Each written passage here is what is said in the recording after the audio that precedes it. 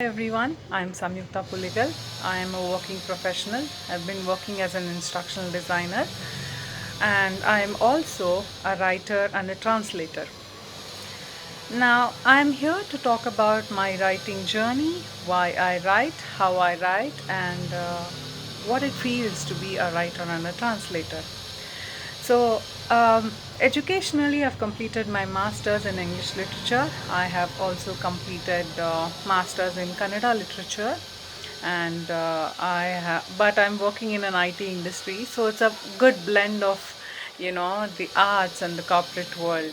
So that makes me feel very unique about my experiences, my thoughts, and that maybe will reflect in my writing also. So, when I was very young, very young, say just about to start writing and learning and things like that, my father, who's a Kannada teacher, made me write. Made me write. He was telling me to write anything and everything that I think. So and I feel. So that's how I started. I even used to write small chits in my language to my father, who was in the next room, and then I used to pass him that chit, and in return I used to receive chits from him. So that was one of my play.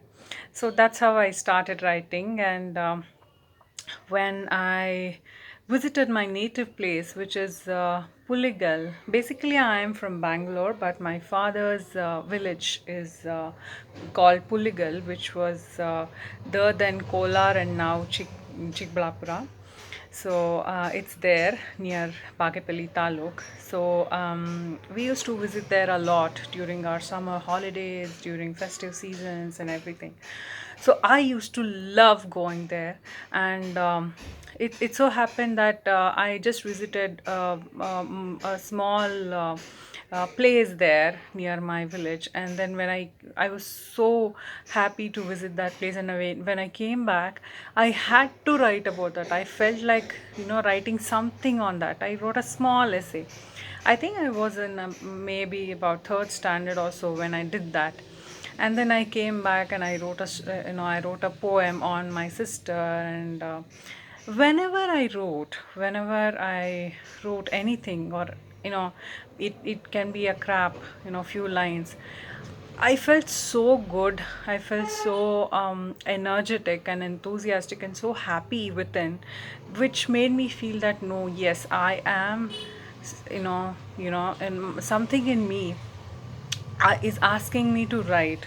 So that's how I started my writing journey, and I've been doing writing since then. Not very much, I would say, because I've known people write a lot. I'm not that, you know, Horatius, a reader or a writer. I'm yet to begin that. I'm still in the starting stage, but I would say that's one of my passion. Also, about the translation that I've been, by the way, I have published 6 books.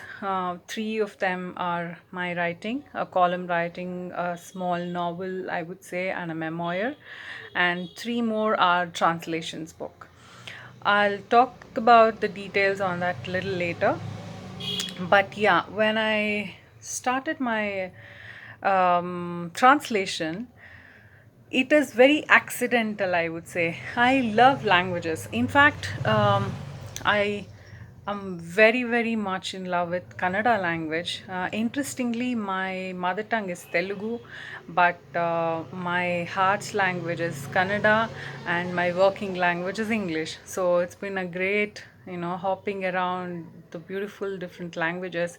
And apparently I love languages, any language it could be. And I am also been, trying to learn foreign languages, such as, it's crazy.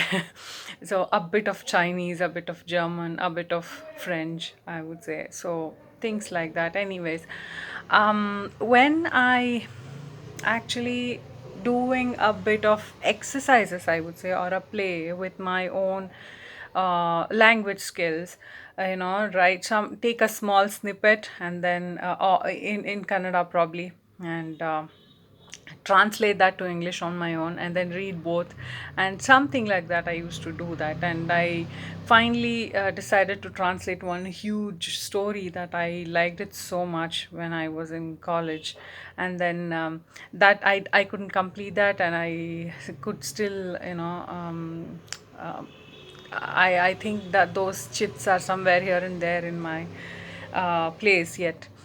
So, and after that, when I actually got married and everything, my once I was writing a column for an online magazine called Avadi, and my husband incidentally gave me a book and then asked me to read that.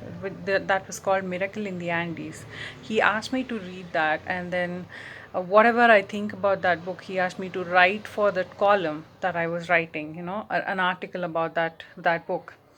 When I started reading that book, I was taken by it into so much that I just loved it. It reflected most of my thoughts. It reflected what I had to say as a writer, what I had to feel as a writer. So that's when I decided I am going to do a translation of that book that is called Parvatadalli Pavada in Canada, and many, many, many responses I got from that book, and I'm so happy and I'm so humbled with the responses that I've got, that I feel happy that I have helped so many people out there who have extracted joy, who have extracted some inspiration, some learning out of that book. That's been a good exercise, I would say. Once I did that and I got it published, and that's a different set of video, probably how I published, and what was that journey about. But let's keep that aside for now. My Everybody reached out to me saying, you should do more of translations. You should do good, some good books. Take some good books and do the translation, and that's how I did my second book, which is a very, very good book, very relevant to today's contemporary world out there, which is blinded by some social media, fake news, WhatsApp universities, and things like that. We are bound by the binaries that we are going to see in front of a small screens, or hearsays or something. So we've started believing in binaries, either this or that, either black or white, either right or left, something like that. Lots and lots of answers are there for today's questions in that book. It's called Rebel Sultans in English. Manu Pillai has done a beautiful work, an extraordinary work in capturing the medieval history, and that I've translated to Kannada language as Rebel Sultanaru. And then I did my third translation. I'm just talking about my translations now, which is called Lift Off. It's a beautiful story of a female entrepreneur called Hema Hattangadi. She is a Kannadiga too, so proud of it. She has been an extraordinary personality, and you must read a Lift Off book or the Kannada translated work which I've done called Goodininda Banige.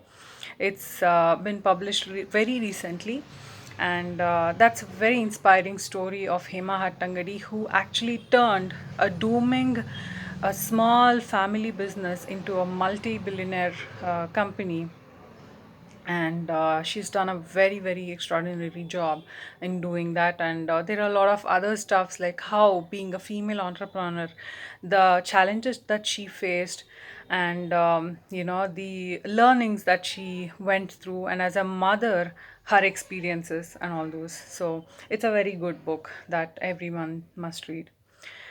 Coming back to my writing, my own writing, which is not a translation, I was writing small articles and small stories, and of course, I was writing for a magazine called Avadi, as I said earlier. I was a columnist there in Avadi, and I was doing this. And when I got married, my husband shared his vision on making a book on his grandfather, which is called. The book is now called Dhimanta Chetana. My husband's grandfather is basically an entrepreneur himself, and he also started a school for girl children in Mandya district, which is still there, called Lakshmi Janardana School. If you visit Mandya Lakshmi Janardana School sometime, you will know about him. He has done an extraordinary job in starting that school and educational institute, and that's a story about him. So when he shared his vision to make a memoir about him, I thought, why not I do it? So yeah, I did that with him, and with all of the family support, we were able to do that. So that's my first published book. And then my columns from Avadi got published as Laptop Parade Achege, a book that Bahurupi publisher got it published. And then very recently, my Lang publishers made me write a beautiful, a journey of teenagers, just about the teenage crossed young adults. So it's a story of college young adults who share their experiences. The the main quest through that book to me is bridging the gap between the corporate world and the arts world, especially Kannada literary world, which is extraordinarily good, but it is far, far aloof and away from the corporate world, and the corporate world is not reaching the other side of the story that I've written. So I wanted to see a bridge between these two very, very humongous areas, I would say. Also, as I said earlier, the position that we are living today, the binaries that we are into, it is most affecting the teenagers and the young adults. So that was also one of my causes to, just experiment on those thoughts that I feel and I think. So yeah, that made me write Belakina Kirigalu, Operation Belakina Kirigalu. That's my novel. So this makes me six published books, a writer. And yeah, apart from this, I do read a lot. And of course, with my very, very cute little daughter around, I'm not able to do that much now. But yeah, it's my wish, and it's my passion to do more of reading and writing, and especially as a writer and a translator, serve from whatever I can. For example, everybody will not see writing, especially fiction, as something serious. They don't realize that the very importance of reading fiction, or in Kannada they say kate kadambari ಬರ್ಕೊಂಡು ಓದ್ಕೊಂಡು ಇರ್ತಾರೆ. So through my writing, I want to see that misconception, the myth, is gone away, at least to some extent. So that's my wholehearted trial, which I'm going to do going forward, because as I see and as I have read a lot, literature is the heart of the life. So, everyone, not just literary students, everyone must read literature. That will give the lessons for life. ಬದುಕಿನ ಪಾಠಗಳನ್ನು ಹೇಳ್ಕೊಡೋದು ಸಾಹಿತ್ಯ. So that's what I envision to at least someday, as much as I can, bridge the gap between this isolated worlds, and do the best that I can. So yeah, that's about my writing journey. And my family, I have a very supportive family, and I have a beautiful, very beautiful daughter. Love to all of them, love to all of you. Thank you so much for listening, and thank you. Bye.